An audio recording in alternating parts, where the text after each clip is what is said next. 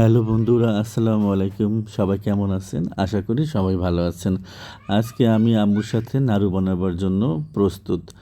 আজকে নাড়ু বানানো হবে, এটা হচ্ছে চালের নাড়ু। তো একটা পাত্রে গুড়, এখানে হচ্ছে তালের গুড়, আর এই যে দেখতে পাচ্ছেন এগুলো সব হচ্ছে নারিকেল।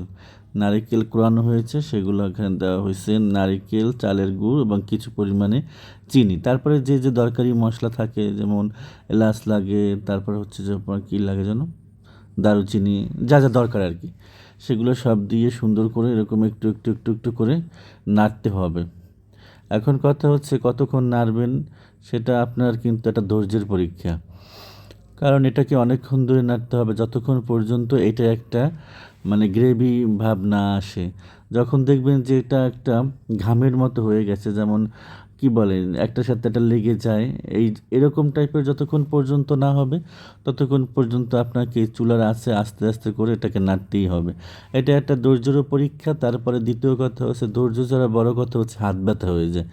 আপনার ওই যে হালুয়া বানাতে যায়, হালুয়া বানাতে গেলে যেরকম হাত ব্যথা করে, এখানেও ঠিক সেম কন্ডিশন। এখানেও আপনার ওই যে নাড়তে হবে, নাড়তে নাড়তে দেখা যাচ্ছে একসময় হাতের কবজি ব্যথা হয়ে যাবে। কিন্তু আপনাকে থেমে থাকলে হবে না, আপনার চালিয়ে যেতে হবে। যদি নাড়ু খেতে গিলতে ইচ্ছা করে, আপনি কষ্ট করবেন না, আর নাড়ু খেতে চাইবেন তা কিন্তু হবে না। আপনার নাড়ু খেতে চাইলে আপনার কিন্তু কষ্টটা ঠিকই করতে হবে। এরপরে যেই যাক সব কিছু মশলা এখানে দিয়ে, নারকেল, যাবতীয় মশলা, চিনি আর আখের গুড় না, এটা তালের গুড়, তালের গুড় দিয়ে সুন্দর করে একটু একটু করে আমরা নাড়তেছি আর ধৈর্যের পরীক্ষা দিচ্ছি যে কতক্ষণ পর ও আমাদেরকে ওর আসল রূপে চেহারায় ফিরে আসবে। তা আম্মু বললো যে মোটামুটি এখন হয়ে গেছে, মনে হচ্ছে যে এখন চালের গুঁড়িটা দিতে হবে। এখন কথা হচ্ছে চালের গুঁড়ি কী, চালের গুঁড়িটা আসলে চালের গুঁড়ি দিলেই হবে না, চালটাকে প্রথমে ভালো করে ভাজতে হবে। ভাজার পরে সেটাকে হচ্ছে শিলনোড়া দিয়ে পিষতে হবে, পিষে পিষে আপনাকে একদম গুঁড়ি গুঁড়ি করতে হবে। সেই যে চালের গুঁড়ি যেটা থাকবে সেইটা দিয়ে হচ্ছে এই নাড়ুটা বানাইতে হয়। এই যে সেই যে চাল ভাজার গুঁড়ি, এইটা আপনার এই মশলার সাথে, গুড়ের সাথে ভালো করে মিক্স করতে হবে। এখন এই অবস্থা দেওয়ার সাথে সাথে নেড়ে চেড়ে একদম ফাটাফাটি করে মিক্স করতে হবে, নাহলে কিন্তু আপনার নাড়ু হবে না, নাড়ু কিন্তু হয়ে যাবে তাহলে ভর্তা ভর্তা। তো যাক, ভালো করে মেশানো হয়ে গেছে।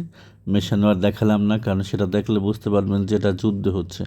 তারপরে হাত দিয়ে এরকম ঢলে ঢলে আস্তে করে সুন্দর করে আলতো হাতে ভালো করে আপনাকে চেপে চেপে এক একটা করে নাড়ু বানাইতে হবে।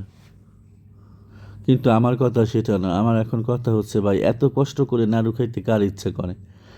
এত কষ্টের পরে এই নাড়ু খাওয়ার কি দরকার? নাড়ু না খাইলে কি হবে? বাপরে বাবা, সেই তালের গুড়, অমুক সমুক, নারকেল, চাল বাটো, চাল গুঁড়ি করো, চাল শুকনো করো, এত কিছু করার পরে নাড়াচাড়া করে হাত ব্যথা করে গরম ছ্যাঁকান লাগিয়ে তারপরে নাড়ু খেতেই হবে। না খাইলে এমন কি হয়? নাড়ু খেলাম না নাড়ু। এত কিছুর পরেও যারা নাড়ু খায় তাদের ধৈর্য আছে আর খাবার লোভও আছে। আমাদের ফ্যামিলিতে এরকম লোকজন আছে।